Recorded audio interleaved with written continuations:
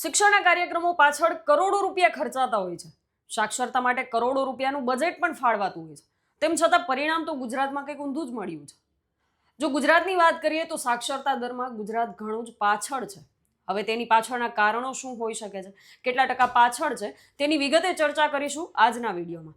નમસ્કાર, આપની સાથે હું બંસી રંગાણી અને આપ જોઈ રહ્યા છો અવર રાજકોટ. ગુજરાતનું જે સાક્ષરતા દર છે તેને લઈને ઘણા સવાલો સામે આવ્યા છે, કારણ કે આ સાક્ષરતા દર માત્ર 84.6% જ છે.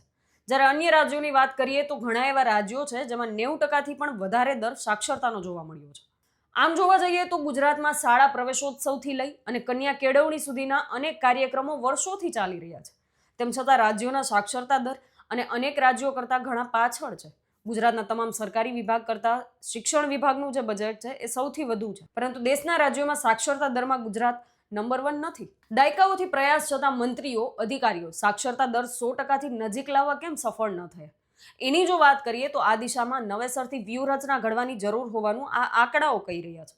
લોકસભામાં 20 ઓગસ્ટે રાજ્યોના સાક્ષરતા દર અંગે પૂછાયેલા એક સવાલના જવાબમાં આંકડાશાસ્ત્રી અને કાર્યક્રમ અમલીકરણ મંત્રાલયે આ માહિતી આપી છે, જેમાં પીરિયોડિક લેબર ફોર્સ સર્વે દ્વારા 7 વર્ષ અને તેનાથી વધુ ઉંમરના વ્યક્તિઓનો જુલાઈ 2023થી જુલાઈ 2024 સુધીના સમયગાળાના અહેવાલમાં રાજ્યના ગ્રામીણ અને શહેરી વિસ્તારોને આવરી લઈ અને આ આંકડાઓ અપાયા છે.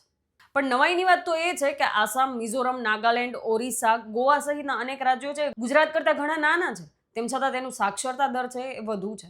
કેરળમાં તો 95.3% જેટલા ઊંચા સાક્ષરતા દરથી ગુજરાત 10% જેટલું પાછળ છે. ગુજરાતમાં ડ્રોપ આઉટ રેટ પણ ઘણો ઊંચો હોવાની વિગત બહાર આવી હતી. ગુજરાતમાં કરોડોના ખર્ચે smart class, school of excellence જેવા અનેક કાર્યક્રમો પણ ચાલી રહ્યા છે. પણ આ કાર્યક્રમો છતાં પણ આજે પણ પરિણામ છે સૌથી પાછળ છે. ત્યારે આટલા બજેટ પછી પણ આજે આ હાલત છે તો ખરેખર એના માટે જવાબદાર કોણ હોઈ શકે? અને એવા કયા કાર્યો કરવામાં આવે જેથી કરીને આ સાક્ષરતાનો દર છે એ ઊંચો આવી શકે? તમને શું લાગે છે? કમેન્ટમાં જરૂરથી જણાવજો.